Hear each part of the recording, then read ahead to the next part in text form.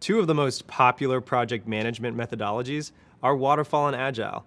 Each of these methods has a rich and complex history. In fact, you could take an entire certificate on just one of these methods alone. You'll have a chance to learn more about Waterfall and Agile methods in the upcoming courses of this certificate.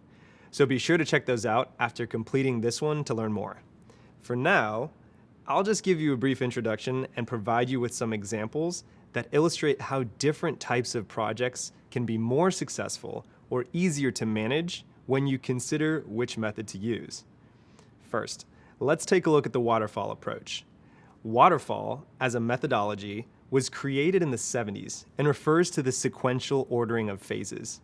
You complete one at a time, down the line, like a waterfall starting at the top of a mountain and traveling to the bottom. Remember the definition and example of linear from that last video? Well, Waterfall has a linear approach.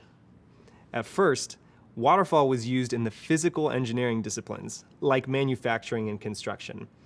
Then software emerged as an important field of engineering, and Waterfall was applied to those kinds of projects as well. It's still used a lot in engineering fields, including product feature design and application, also known as app design. Over time, other industries like event planning and retail have adapted waterfall phases to fit their projects. There are now many styles of waterfall, and each style has its own specific set of steps. What they all have in common, though, is that they follow an ordered set of steps that are directly linked to clearly defined expectations, resources, and goals that are not likely to change. Let's take a closer look. The phases of a waterfall project lifecycle follow the same standard project lifecycle flow that you learned about earlier: initiating, planning, executing, which includes managing and completing tasks, and closing. So, when would you want to use a waterfall approach to project management? Well, when the phases of the project are clearly defined, or when there are tasks to complete before another can begin, or when changes to the project are very expensive to implement once it's started. For example, if you were catering an event for a client on a very tight budget, you might want to use waterfall methodology.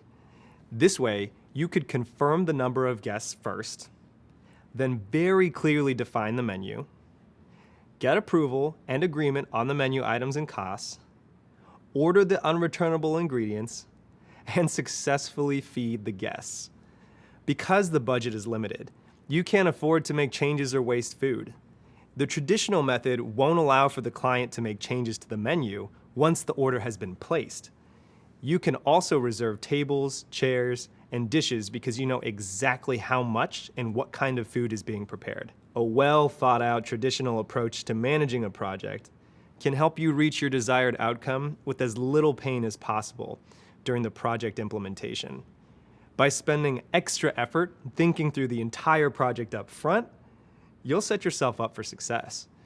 Now, in an ideal world, following this approach will help you identify the right people and tasks, plan accordingly to avoid any hiccups along the way, create room for documenting your plans and progress, and enable you to hit that goal. However, plans don't always go, well, according to plan. In fact, they rarely do. The waterfall method has some risk management practices to help avoid and deal with project changes. Luckily, there are other methodologies that are entirely built for change and flexibility.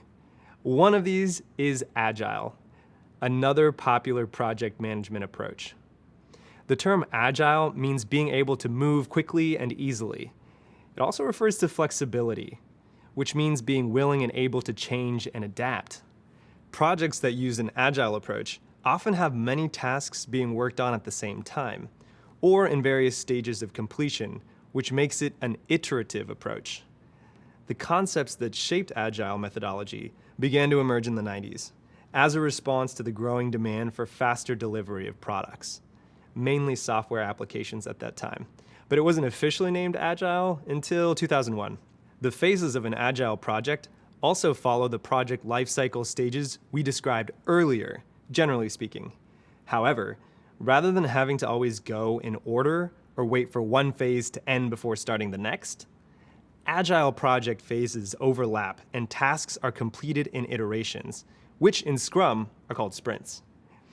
Scrum is a form of Agile that you'll learn more about in the course focused entirely on Agile.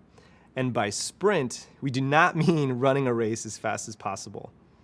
In this case, sprints are short chunks of time, usually 1 to 4 weeks, where a team works together to focus on completing specific tasks. What's important to understand is that Agile is more of a mindset than just a series of steps or phases. It's concerned with building an effective collaborative team that seeks regular feedback from the client so that they can deliver the best value as quickly as possible and adjust as changes emerge.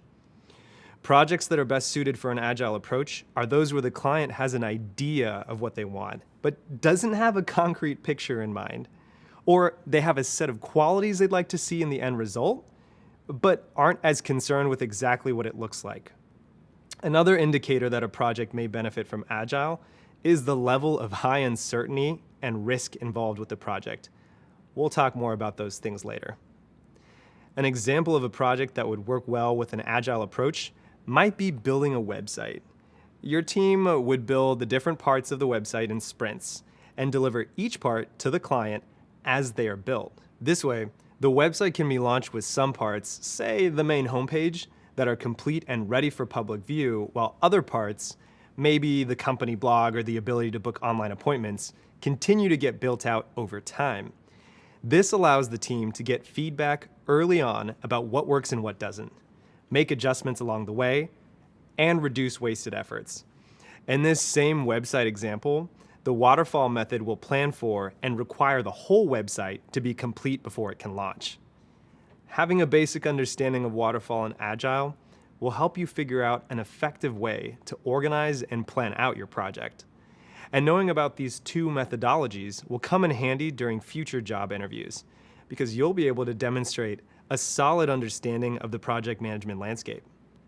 Waterfall and Agile are two of the more common and well-known project management methodologies, but they are by no means the only or the best ones.